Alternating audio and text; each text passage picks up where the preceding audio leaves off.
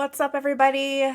You are listening to the Love After Lullabies podcast, the podcast for parents who want to remain connected after having children. And we are launching our season 4 today, which is so exciting. And really, we had some amazing interviews over the summer that we can't wait to showcase for you. I host along with my co-host, my partner, husband, best friend, Aaron, and we're really just looking forward to a brand new season. Also, a quick update, we do have our episodes in video form on YouTube. So if you feel like you want to check out the video version, go ahead and head on over to YouTube. The link is in the show notes, or I think you can just type in Love After Lullabies and we should pop up right away. So, all right, without further ado, here's today's episode. I hope you enjoy.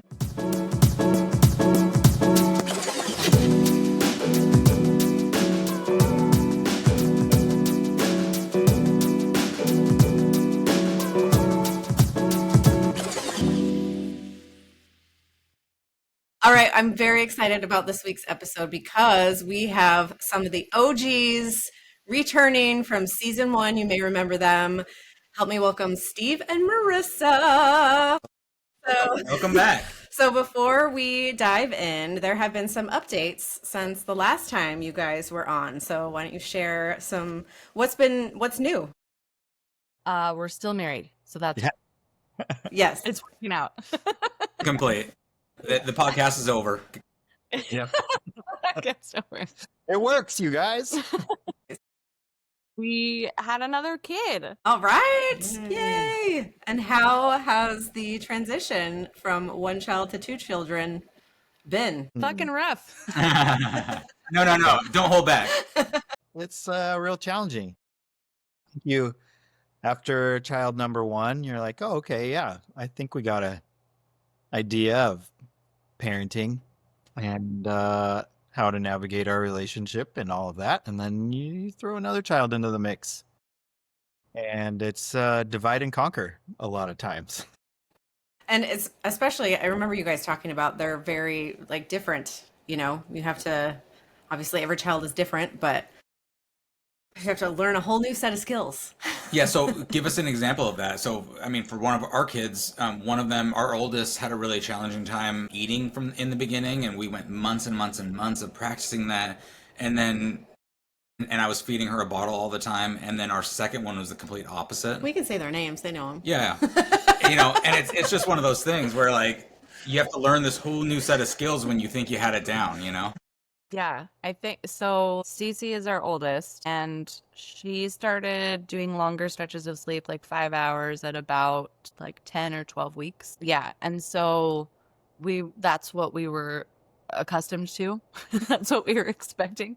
So when we brought Kieran as our second, when we brought him home from the hospital, I was like, okay, we just gotta last 2 months and then it's gonna get better. And Kieran, man, that kid didn't sleep till his first birthday. So unless he was on my body, we did contact naps and co-sleeping, which we didn't do with CC. And so that was a whole new thing because I thought it was a choice that the parents make.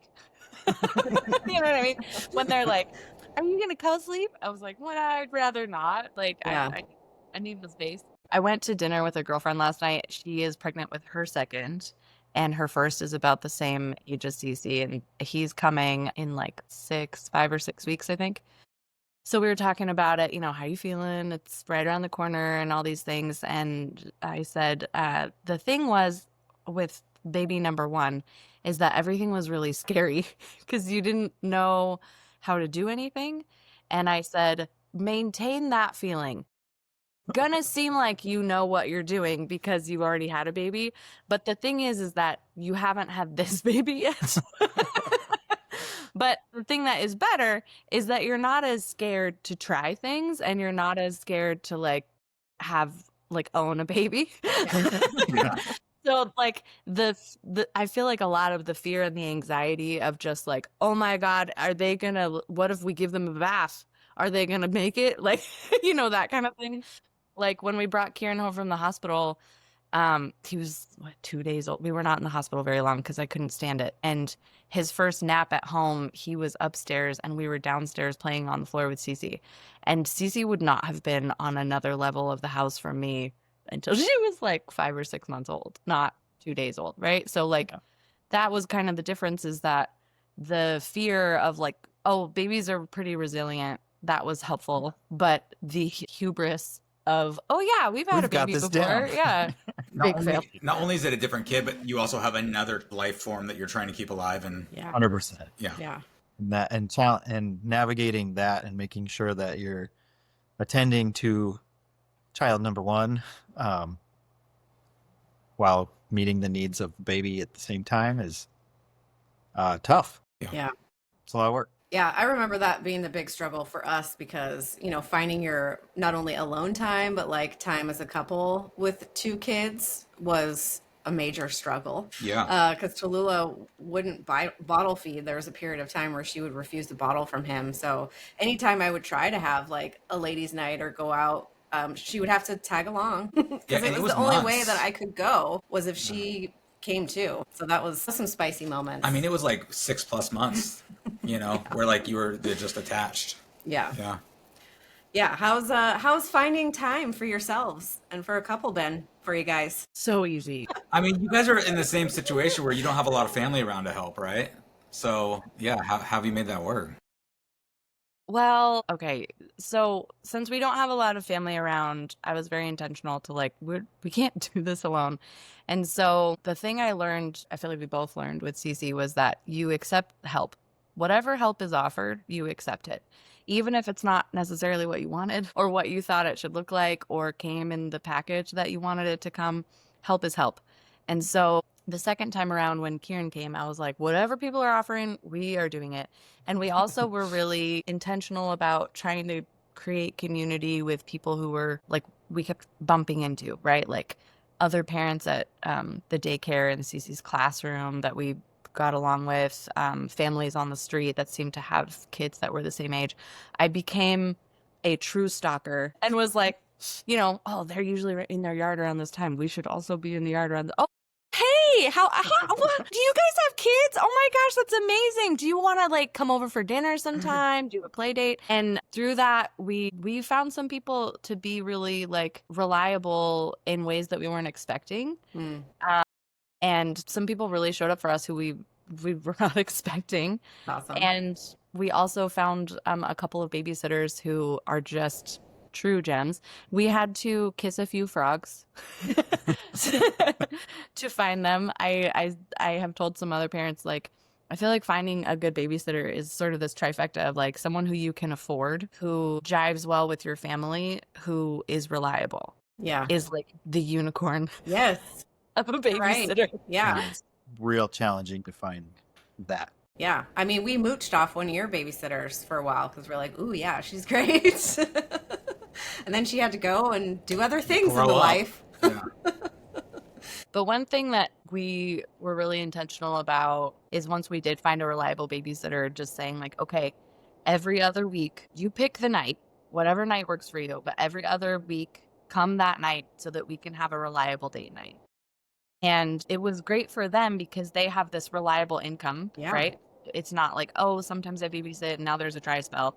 We can budget for it because we know that that is going to happen. But also now we have like a reliable time that we can plan things with just each other or with friends.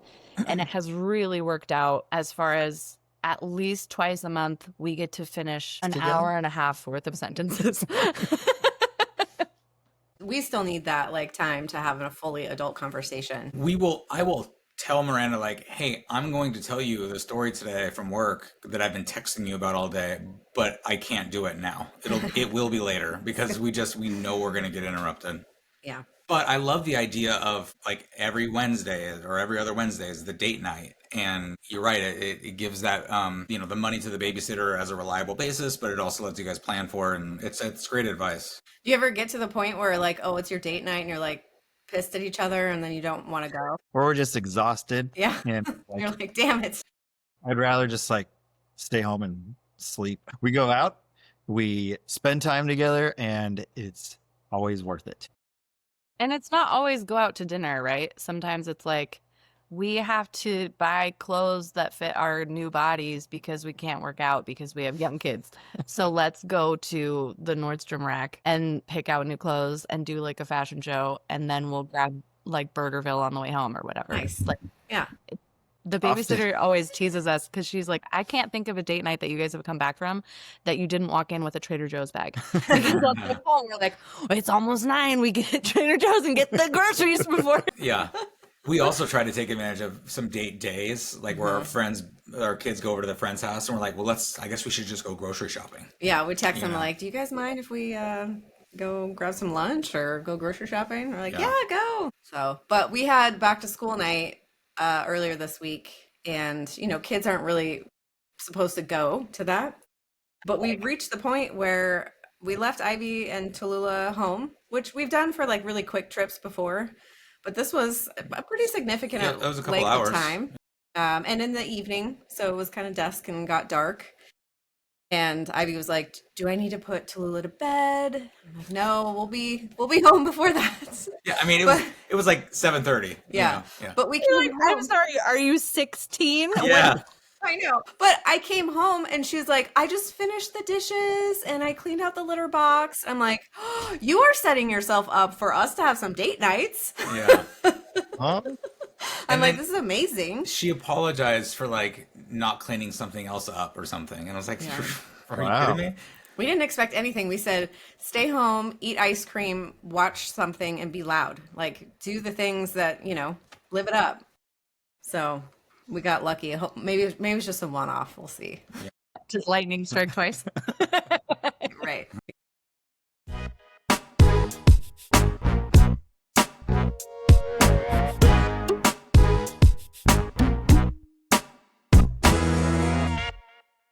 Was there a difference in your parents' reactions to 2? Have you had to like maneuver through differences of like they weren't just there to see Cece anymore, right? And so like, how did Cece react to that? And was there like some strain on you guys for the outside influences?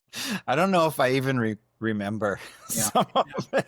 It's like I've blocked stuff out of my memory. Yeah. Yeah, Kieran is 17 months now, so he's almost a year and a half. That's true.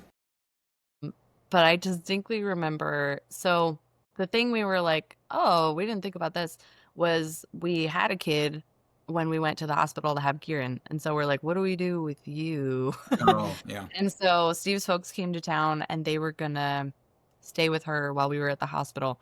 And I was induced. And so it was a little bit easier to kind of plan for that.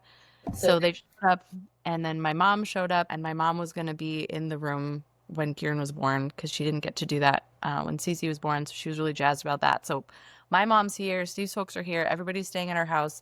And like, it's not huge, not that big.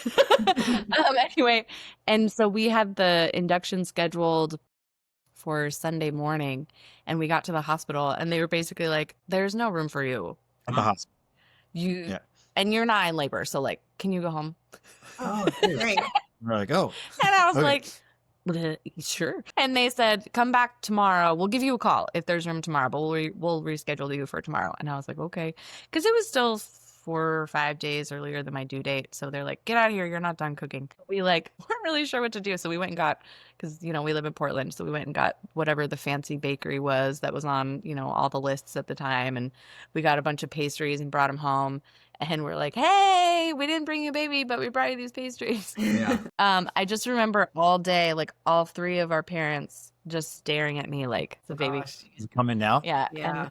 Feeling. And Cece wasn't expecting us to be home without the baby. So that like kind of threw things for a loop a little bit. And then the next morning we went, and Kieran, I was induced. They had room. Great. Kieran was born. Then we stayed one night in the hospital, and I got just the worst sleep because, they're like, get some rest. And then 20 minutes later, someone else comes in and they're like, I just have to take your blood. And then someone else comes in 20 minutes later and they're like, can you pee in this? Just Yeah. like all Yeah, the it's things. terrible. It's terrible. Yeah. You jam on your stomach for a while.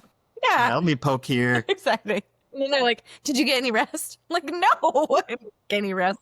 So we stayed one night, and since it was our second baby, we were feeling pretty confident. We're like, yeah. But we had made the mistake of telling Steve's folks, like, yeah, we'll be home tonight. But it was going to be after Cece's bedtime. So we figured, like, tell Cece we'll see her tomorrow. But that is not how Steve's folks roll. Oh, no.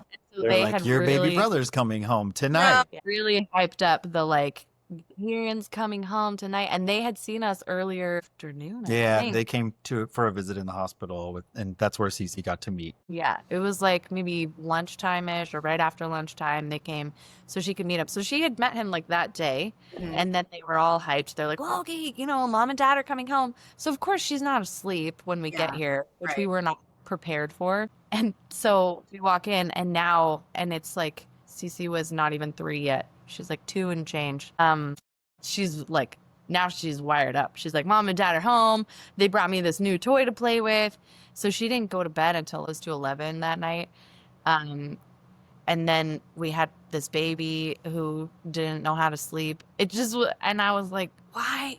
Like, why would you hype her up like this? Yeah. And then they left because they had got a hotel room. Yeah. Because they were like, we want to give you your space. Thank you. Yeah. And Oh, that, I think nice. really that was where we ran into a lot of trouble in the last year and a half, is that like we would have family members who would come over with, the best of intentions, and they would do what they wanted to do, and they would contribute. Go ahead. What they thought would be helpful. Yeah. Right. But they would end up hyping up the kids and then being like, okay, great to see you. Bye. We're going to give you your space. And so we would wind up sort of like cleaning up a mess, Yeah. like a mess of emotions, a mess of like hyper children for hours. And it just was like, well, this isn't very fun. Did that cause conflict between the two of you? Because I can imagine like it felt like it would for me. I'd be like vicariously pissed at him because of his parents and vice versa. Yeah. Yeah. Super. I mean, yeah. I don't know if there was resentment that way, but it was definitely like frustrating circumstances. And you vent your frustration on the person closest to you. Yeah. Was there any surprises like in your relationship after having 2 kids, or maybe not like surprises, but like moments that you're like, that's different, or we thought we kind of worked through that and here it is again, or any recurring things or new things? I think you have. I don't know. I don't. You should know Steve. This is I a can't test. speak to- This is actually a test and you're failing. Marissa actually pre-sent us the issues, and we're just seeing if you're going to a be little right. setup here. No. I don't know if I recall anything specifically surprising. It's been challenging. So I feel spread a lot more thin navigating 2 children. I guess there's some things where I think you place expectations on yourself that you think that your partner is placing on you. And Can we have an example? sure, we are in the process, a multi-year process of trying to create a usable living space in our basement. And it started out 3 years ago as completely dirt basement. The floor of the basement was all dirt, and it's concrete now, a certain stage of not completion. But I've placed a lot of pressure on myself to work towards getting that done. But as you come to find out with 2 children, that your time is really stretched thin to do that. And so I've placed a lot of pressure on myself, and I don't know, felt like there's expectations on me from Marissa to be working on that anytime I have a free moment. But we had a conversation recently about that, and I learned that those expectations were inferred expectations. Mm-hmm. And yeah, we want to have the basement done, and we want to, make sure it's done well. But Yeah. Yeah, those would- narratives that you have that you create, and then to find out it's debunked or not accurate, it's kind of nice, yeah, frees up some energy. Almost like we should have talked about it a long time ago.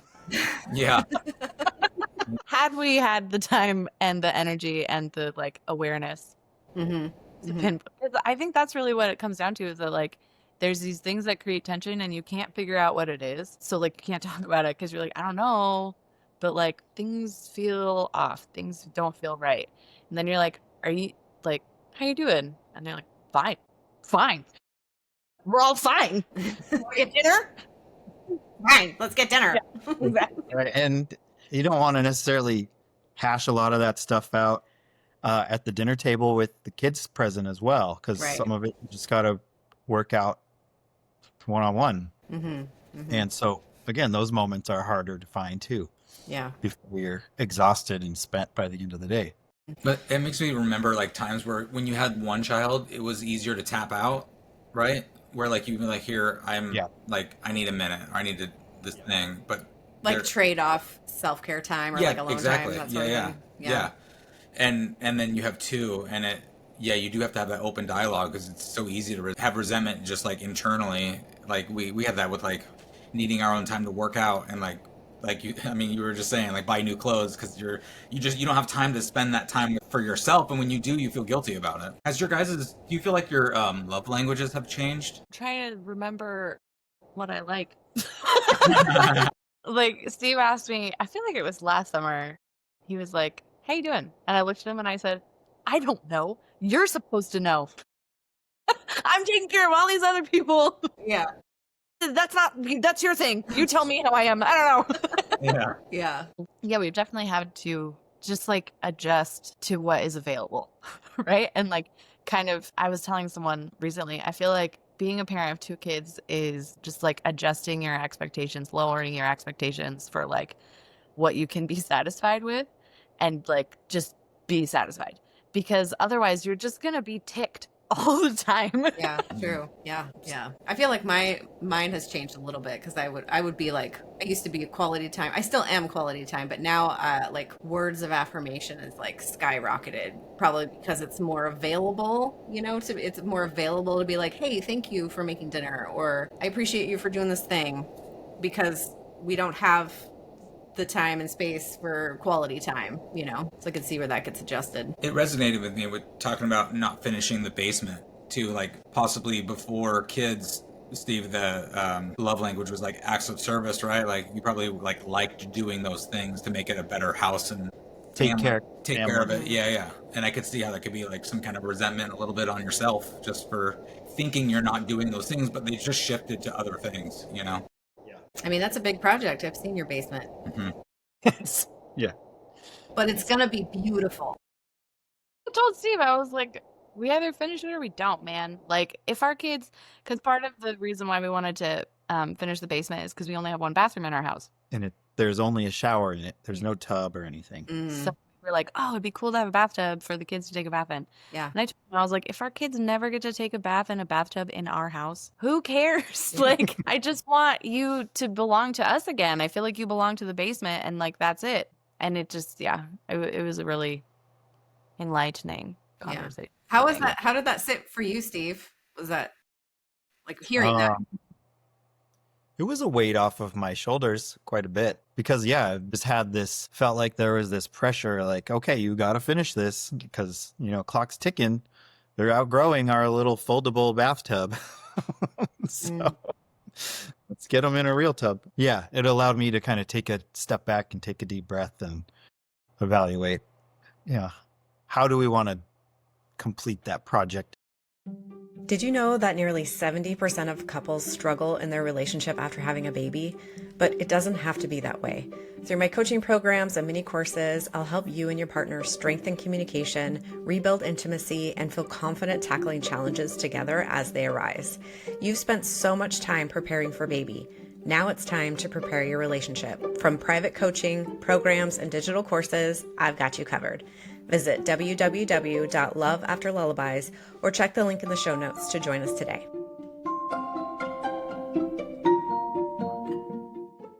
So one of the things from season 1 that you talked about that I really loved and appreciate and still think about is one of your love rules of if something is in your mind that you're like, ugh, I don't really want to bring this up, that's your indicator that you need to bring it up.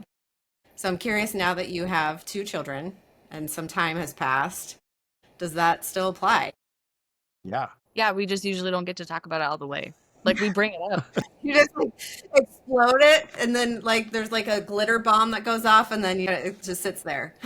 This happened in the car the other day. Steve mentioned a thing, and then, we were all in the car together, and Cece's like, bah, bah, bah, in the backseat, and he goes, we'll talk about this later. And I was like,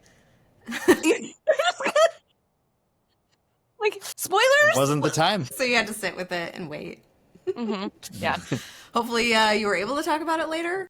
Yeah. Okay, Mhm. good. I don't remember what it was now. I'm sure Marissa does. Well, good. I'm glad that still is a priority and a ritual. It definitely looks different than it did. Because, like, to your point, Aaron, about being able to hand off, I think the other thing was that Cece was such a good sleeper and there was only one of her. And so like when she was in bed for the night, she was done. And so we had like a reliable amount of time every day where we're like, oh, and we had a friend who was like, oh, isn't it like having date night every night in your own house? We're like, yeah, it's so cool. And then we haven't had that since Kieran was born. Yeah. Because now they just within the last like 6 weeks maybe have gotten on the same nap schedule.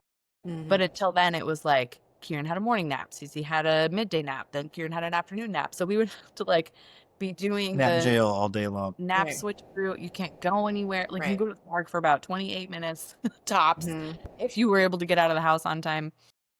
And then Kieran goes to bed earlier than Cece, and Cece is in a toddler bed now, so she has freedom and mobility, and we're like really regretting the choice to not keep her in a crib until she's 10 years old. She just will come downstairs. I want water. There's a ghost in my window. You know, all these. And you're like, go to bed. Meanwhile, Steve out the window. Yeah. Yeah, exactly. So like sometimes she doesn't even go to bed till after 9 o'clock. Yeah. And then we're toast. Mm-hmm. And so the conversations, like I said, we bring things up, but we don't always get to actually hash it out. Yeah. Mm-hmm. Like there's a lot more sort of like bomb dropping, I feel like. And like, okay, you just chew on this for a while and we'll come back and regroup. Let's just like set your nervous system off for a bit and then come back to it when you can. I can't be upset by myself, so now we're both upset separately. Let's do. Well, I mean, you guys are in that phase right now too, where when you are even awake with your kids, you can't just like relax. Like it's just you're always on, and we get to see that at like cabin weekend, where it's like you're playing defense all the time with like the stairs or like other kids or dogs or whatever it is, you know. Yeah. Yeah. I remember thinking a couple of times like, wow, I don't miss that. I definitely don't miss that stage. But I don't really remember it too, but being in it is heavy. It's a lot of energy. It's a lot of energy. That's a good way to put it. Yeah. I remember if we talked about this, but last cabin weekend, Cece was like freshly 3. Kieran was not yet 1, but he had already started walking. And we were driving away, like, you know, I give everybody hugs. I don't even think we were out of the driveway. And I looked at Steve and I was like, I did not like cabin weekend this year. Yeah. It's a lot. Yeah. We were like, did everyone else, because everyone who goes has 2 kids. Mm-hmm. I went through a similar sort of phase, right, of like having little ones at cabin weekend. And I was like, did everybody hate it at least 1 year? Yeah. It was, for me, it was the year before that at Mount Hood because of Maggie. Like, the fucking dog and having to like keep her calm the entire time. There was points during the weekend I was just like, I just want to go home. Well, and then Tallulah threw up everywhere. Oh, and yeah. got sick, and then and then we got sick afterwards. Yeah, you Steve know. Steve got super sick. I know. Yeah. That was rough. Yeah. Yeah. So yeah, I'm sure there are other ones that people hate. Yeah. I mean, I remember some cabin weekends when our kids were little that were rough. And especially like we were the first ones to have kids, so like we were the only one at one time like shuffling around a little toddler while everyone else was partying and hanging out. Yeah, but I feel like that was also nice because there were a lot of like adults that didn't have kids to watch also, Ivy had a lot of, I don't know, defenders or whatever you call it. True. Yeah. Buddies. I was wondering if you guys, in those years when it was just you who had kids, were resenting the rest of us for like... I don't think so. No. Yeah. No. No. I will say there was one like slightly when we were required to drive a long ways, like I think it was Leavenworth, or something, where like we had it was like a 5-hour drive. Ivy was only like 6 or 7 months old or something like that, or like she had just started crawling, I think. Yeah, it was. There was a couple long travel days where like no one knew what it was like to travel with kids, and then it's us like bickering at each other, Really? Yeah, I don't think anybody even anticipated that would have been a challenging thing. Yeah, how could you know? Yeah, not on purpose. Yeah, well, even on Labor Day, Marissa was like, "How was Labor Day?" I was like, I think it was good, but there's a lot I don't remember because I was just playing back and forth between 2 kids the whole time. And Yeah. it's like, yeah, I had a good time, but I don't feel like I really was able to like have full conversations with anyone. Yeah. You were a trooper. You handled it well. I feel for you because I felt like Cece still needs a lot of attention, right? And you were like trying to give that to her, and you did a great job giving her that attention because And she's very particular because we try and give her attention. She's like, that doesn't, we're not going to cut it. she's not having it. We tried to play with her, and She's a slow warm up. Yeah. But Even Karen when did she knows- reach his arms up to me the first night and I melted. But Yeah. that was, outside of him. yeah, he's so sweet. Any advice that you would give parents getting to the point in their lives where they're having another kid? Was there anything that you would pre-plan ahead of time For your relationship. for a relationship? This is like a really basic one, but when we were in the hospital with Cece, with our first, the nurse told, I can't remember if I told this story when we were on last time, but she told me, she was like, okay, 2 weeks from now, 2 weeks from today, you promise me that the two of you find someone to watch the baby, a parent, a neighbor, whatever, and you leave the house together without your baby for at least 1 hour, and you make sure you hold hands. And I was like, okay. And we did. And my mom was visiting when Cece was born, and we left her, and she had whatever, like I had pumped and she had formula, but we were going to be on maybe 2 hours, right? And we left the house and we drove to, and this was still during like deep COVID times, we drove to a music shop to pick up an album that Steve had wanted, and we got hot chocolates and we walked around Mount Tabor, which is where we got engaged, and we held hands, and we both were just like, this was harder than we were expecting. And we didn't even know, she was 2 weeks old, right? Like, we didn't even know what we were in for. But to have that time to just like remember that we were in it together, and that we were adults, and that we do love each other, as it turns out. And so we did the same thing after Kieran was born. And again, kind of not knowing what was coming as far as juggling the two kids, because I think one of you made this point that like, and you still have the first kid that you have to juggle. And the thing that I didn't think about was that she was going to continue developing into new phases, right? Like, we had gotten to a place with her where we were like, oh, like, this is cool. And we feel like we have a routine and we've got you kind of figured out. And then she kept growing, like, not just physically, but cognitively and emotionally. And that was like, oh, shit, we got to keep learning new phases with you while we're also learning new phases with this other thing. So sort of in response to that, we decided that when I was done nursing with Kieran, we were going to go on a trip, just the two of us. And Steve's folks were incredibly generous, and they came to our house to watch our kids, and we left for a week. And where did you go? We went to France. You got out of the country. Yeah. That's amazing. I remember, so it was like crazy long travel day, and we had 2 flights and then a train ride, and we finally get there and we're goofing and we're having a great time. And it was maybe 2 or 3 days into the trip, and we were there for 7 days. We were gone. And I looked at Steve and I was like, hey, I really like you. We should stay married. And he goes, was that on the table? And I was like, you know what? A lot's been on the table. And like, not everybody is as fortunate as we were to like have parents who want to be involved or to watch young kids at that stage. Because my mom even said, she was like, I'm glad you asked these folks because I wouldn't have done it. Like, because she's like, they were too little. Yeah. Like, they needed too much, and Kieran was still bottle feeding. Like, I just had no interest, which is fair, right? Like, I barely wanted to do it. So, but even, and I remember we did something similar after Cece was done nursing, but she nursed a lot longer than Kieran. And we did like one overnight. We left for, I think it was exactly 24 hours. Yeah. And we had a day where we did what we would have done on a Saturday before we had kids. We went to brunch and we went on a hike and we went to this like soaking pool spa thing. Ooh, yeah. Nice. And then we went to dinner, and then after dinner we walked by some bar that had shuffleboard, and we loved playing shuffleboard, and so we played that, and then we went back to our hotel and like watched a movie in our bed and ate popcorn, and the next morning we got up and got brunch, and then we drove home. Yeah. And we were like, wow, we could still do this? Like, remember when we had fun?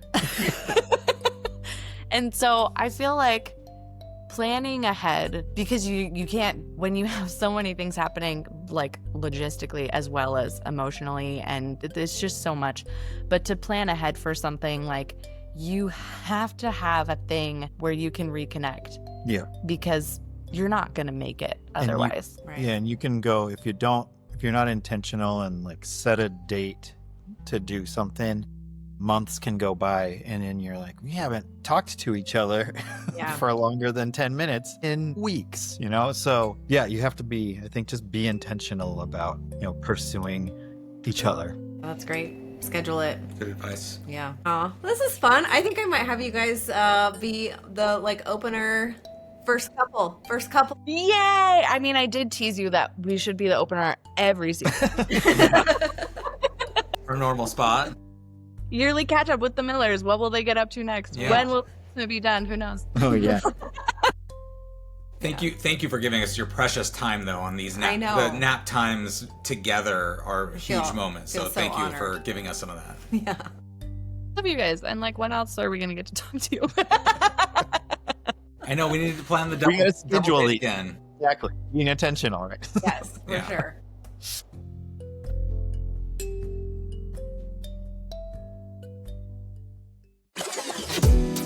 And that brings us to the end of today's podcast episode. New episodes drop every Tuesday. Before we go, we want to take a minute and express our deepest gratitude to all of our incredible guests and listeners. Thank you for being part of our podcast family and sharing your stories with us. If you found value in today's episode, please consider supporting us by subscribing to the podcast so you never miss a new episode. Please leave us a review. Your reviews are like love notes to our podcasting hearts. All of our guests are here voluntarily and not a current or former client of Miranda. If you'd like to be a guest, we'd love to have you. Please reach out to us via email, loveafterlullabies@gmail.com, or DM us on Instagram, and our handle is @loveafterlullabies. While you're there, click on that follow button so you can get all the latest updates and behind the scenes content, and your hanging chair updates. See you next time.